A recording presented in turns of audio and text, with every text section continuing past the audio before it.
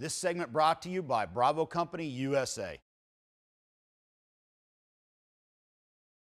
Hey gang, Larry Vickers here, Vickers Tactical YouTube channel.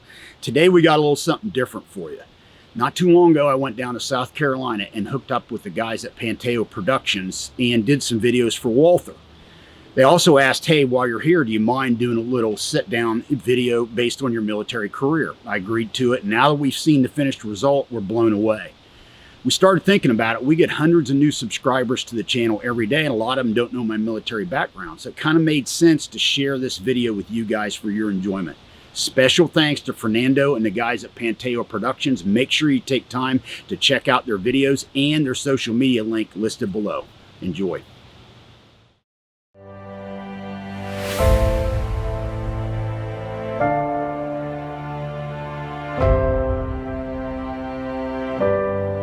I joined the military right out of high school, graduated from Tri-Valley High School in Dresden, Ohio. I grew up in Ohio, Central Ohio area, a small town called Adams Mills. Joined the military right out of high school and graduated in 1981. Now, that came about because my dad was a World War II vet, and actually most of the adult males, certainly all the adult males in my town, that were my dad's age were all World War II vets. My uncle, I mean, everybody. And that had a tremendous influence on me. You can't even hardly emphasize the amount of influence that had on me. My dad would talk about his military experiences and then, talk to the other guys in town and whatnot had been in the military. And it just really just had a huge impact on me. So as time went on, I wasn't sure what I was going to do, like all teenagers, you don't know what you're going to do. But as time went on, I started thinking about, I think I might go in the military. I might, it just really stuck with me. And then what was interesting is my dad was, drafted, and he served in North Africa and Italy. He wasn't in the Rangers, but he always held the Rangers to very high, to a very high standard. He always really looked up to him. He'd talk about the Rangers and all that stuff, because obviously it's wherever he interfaced with these guys, was around him. They left a very lasting impact, which of course has had a tremendous trickle down effect with me, because I was going to go in the Rangers. That was my thing. I went to the Army recruiter in Zanesville, Ohio. Buildings now shut down and everything, and got the brochure on combat arms and infantry and artillery and armor and all that stuff. And then they talked about Rangers. And I was like, that's what I'm going to do. But I realized, this is no lie, I realized there was another page to the brochure. I was like, well, what's this? And it said Special Forces. I was like, so I flipped and I started reading. I started reading the brochure about Special Forces. And that's when I connected the dots for the first time. The Special Forces and the Green Berets. Oh yeah, I've heard of that. That's right, the movie with John Wayne and all that. Okay, yeah. So Special Forces and Green Berets. And then I started reading through what they do in unconventional warfare and then specialists and different things. And the last line got me. It said, if you don't think you can make it, don't even try, because only the best can wear the Green Beret. And that was it. I'm not gonna lie, that was it. As soon as I read that, I go, that's it. I'm gonna be in Special Forces. I'm gonna be a Green Beret. So nothing against Rangers, but the brochure had one more page to it, and I read through it, and the last line, boy, whoever wrote that did it. So I decided to go in, and at that time, it was graduated in 1981, so it was the end of the Carter era, and the military was in pretty sad shape. In the beginning of the Ronald Reagan era, where, patriotism was on the rise, we were proud to be an American again. The military was ramping up. And so you could come in at the time and straight off the street and go to Special Forces, and I was what they called an SF baby, where, I literally ended up, once I was done with the Special Forces qualification course, I was 18 for a short period of time, believe it or not, which is astounding now. You look back at it and go, my God, but remember, they wanted people. So I was an SF baby. I went in and graduated in May of 1982, and I turned 19 in June of 1982. So I went in the military and went all the way through and graduated the Q course, and I was 18 years old. There's only a couple other guys with me. We had went to basic training and all that other stuff and went to the Q course with a bunch of guys, and slowly but surely they had been weeded out. As you can imagine, not many 18-year-olds, not many people straight from high school are going to be able to go in and complete that. There was only a couple of us that did. And then a couple years after I went through it, they discontinued that program because the flaw in that system was you had a guy now, he was a Green Beret, Special Forces qualified, and he was now on a Special Forces A team, and he didn't know anything. I mean, he couldn't be any more inexperienced. I mean, he's 19 years old. I mean, he's clueless. So that was the flaw in that whole program, that SF Baby program. And then a couple years later, they did away with it. And I knew several guys when I was in the military throughout the years who'd been SF babies, and I was one of them. Went in, SF was great, but honestly, kind of found out that the mission statement wasn't really, they dangled a lot of carrots. They talked about scuba diving and free fall and all these cool things you're going to do and everything. But at the end of the day, you were a force multiplier. You're really trained and designed to go overseas and interact with indigenous or local forces and build them up into a fighting force, and you were force multipliers. That isn't really something I wanted to do. I mean, once I got in and I really found out what the job was all about, it wasn't what I wanted to do. At that time, that's when I found out what I did want to do. There's this thing called Delta Force. They were a highly trained special mission unit, cherry-picked, very difficult standards to get in, mainly SF and Rangers. That's what I wanted to do. Now, Delta has, and did then and still does, has a certain, age and rank standard. See, I couldn't go in, when I was 19, 20 years old. I had to be a certain age and so many years in the military. You realize you got to have some maturity underneath you. You got to get some of your silliness out of the way. But I decided I wasn't really sure what I wanted to do at that time. Yeah, I got out of the military after 4 years. I was in Special Forces, and I went to college. I went to tech school to become a mechanical engineering technician. Not a full-blown engineer, but an associate's degree in mechanical engineering. So you'd be able to go into a manufacturing facility, and I wanted to go to the firearms industry, FN or Colt or somebody, and I wanted to work in the firearms industry, and you'd kind of be a foreman level. Wouldn't be an engineer, and you wouldn't be a guy running a machine. You'd kind of be that foreman level. And that's kind of the training I got. The problem was, and the thing that just never really went away, and I stayed in Special Forces Reserve in 11th Group Reserve at the time in Youngstown, Ohio. The problem was I never really scratched that special operations itch. I never really got that out of my system. So I thought, you know what? And I talked to a guy who tried out for Delta. I think I might try out for Delta Force.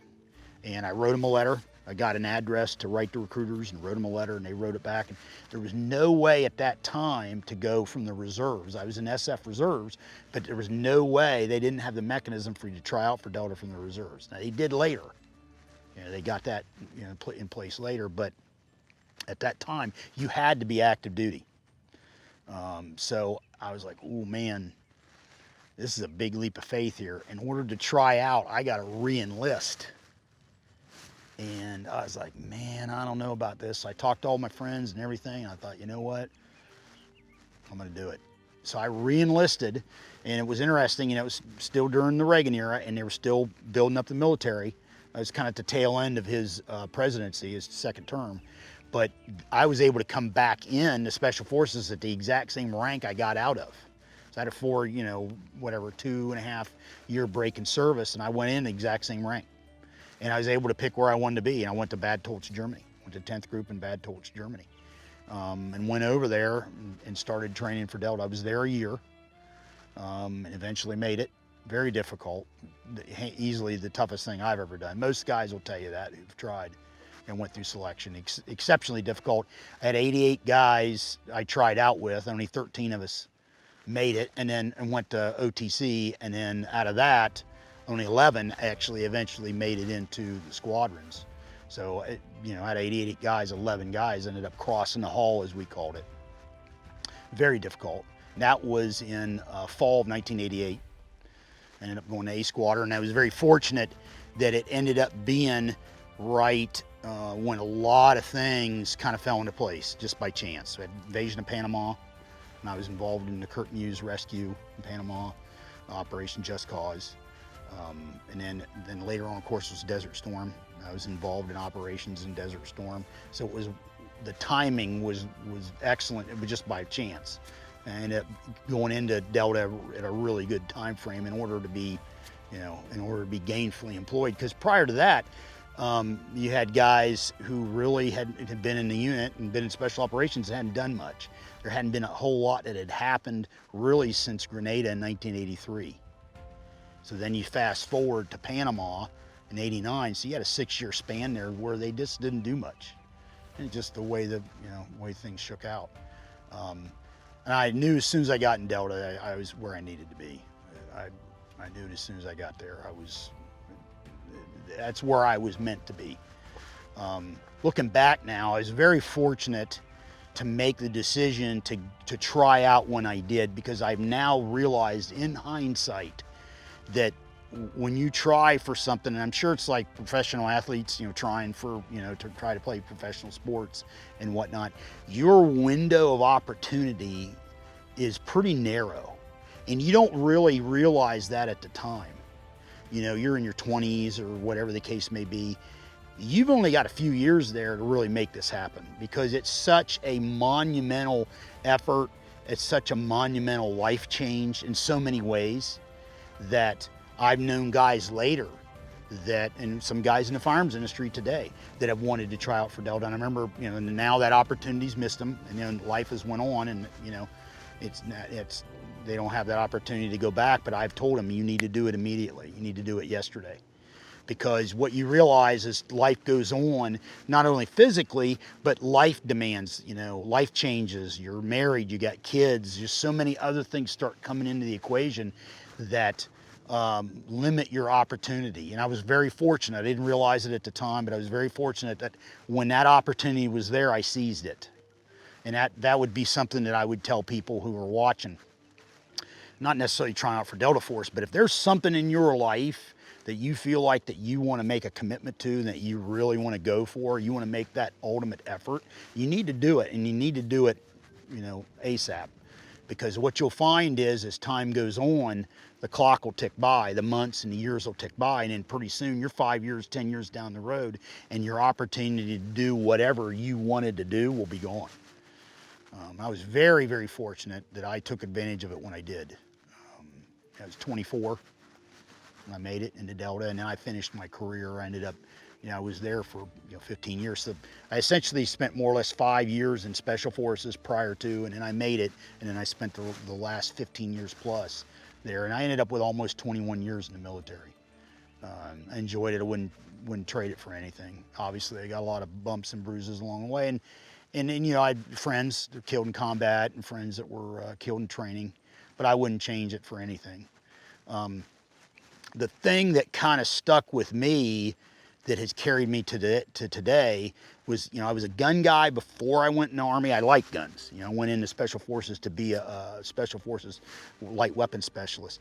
And then I carried that passion into Delta, and then I was able to take advantage of it there. It was access to ammo for training. I went all over the country and trained with guys like Rob Latham and Jerry Barnhart, John Shaw, all kinds of different people. So I was able to really fuel that passion in Delta, and that kind of launched me to where I'm at today. The opportunities that were presented to me and that I was able to kind of feed that passion really has paid off in spades, and has really set up my post-military career. I got out, and like a lot of guys, not sure what I'm gonna do. Went to work for HK for a while, and then, stopped that, and I went back to Delta and did a civilian contract job there for a while, and then I went out and did another contract job, government contract job. So it was like that classic retiree. The saying goes, and I'm a perfect example, is you're gonna do 3 jobs after you retire from the military before you figure out the one you're gonna settle in on, and I'm the poster child of that. I worked for HK. I went back into military contract, civilian contract job at the unit. Then I did another military contract job before I decided to go self-employed. I'm gonna, you know what? I'm gonna give this thing a shot. I'm gonna be self-employed. I'm gonna do the training thing, and I'm gonna really, I'm gonna try to make this work, Vickers tactical, as it were, and see if I can make this thing fly. And it's been off to the races ever since. Now I got 9 million irons in the fire. Obviously I do videos, I still do training. I've got firearms industry consulting that I do. I have a line of market, accessories in the firearms industry. Now, one of the things I've done the last few years, books. I have coffee table books, Vickers Guide coffee table books. So it's all stuff that kind of led up to my time in the military and my passion in firearms and my experience in the military kind of led up to this. So now I'm taking maximum advantage of it in the firearms industry. And I wouldn't change it for anything. Times I get fatigued, obviously I get kind of burned out, I need a break, but I can't complain. I wouldn't change it for anything. Where are things going from here? We're in the middle of this COVID-19 thing right now. Honestly, it's kind of it's given me time to take a step back and really assess just how much I appreciate what I do. Yeah, I was getting a little burned out on training, a little bit burned out on classes, but being at home a lot and being able to kind of, think a lot has allowed me to really say, you know what, I do enjoy going out and doing classes. I do enjoy interacting with people, talking about guns and firearms and ammo and gear, and I do enjoy that, and it kind of reinvigorated that passion. So I still intend on doing that, doing classes throughout the country and whatnot. I don't plan on changing that anytime soon. Still doing books, got Vickers Guide books. They're coming out. We do about 2 a year now, and those are going real well. As far as the legacy I would like to leave would be hopefully some of the stuff that I have learned, and I'm not saying I invented, I've endeavored to take information I got, whether it be firearms information or training or whatnot, and I've endeavored to try to simplify it and put it in terms that hopefully the average person can understand and translate that, and hopefully that gives people information that's going to help them out. Because one of the things I believe is really mastering a subject is when you can take a complex topic and simplify it to where you can explain it to a child. I remember, I think don't quote me on this, but I think there's an Albert Einstein, or it could be a Thomas Edison quote, I can't remember, but it's something like, if you can't explain it to a 6-year-old, you don't understand it yourself. And I like that. There's a lot to that. I like to be able to take something, shooting it is one of those things that conceptually it's simple, line up the gun and squeeze the trigger. Putting it into practice is very complex. There's a lot to it. So if you can take something that's complex and break it down to where somebody, a grade school kid could understand it, or at least understand the concept, then that's when you've mastered it. And that's my goal, I guess, in life now, would be to try to translate information that I've learned and I understand, and then present it in a way that is digestible, that hopefully somebody, when they're out training their kids or their family or their daughter or their loved ones, that they can present that information in a way that they can understand easily. That's kind of what drives me.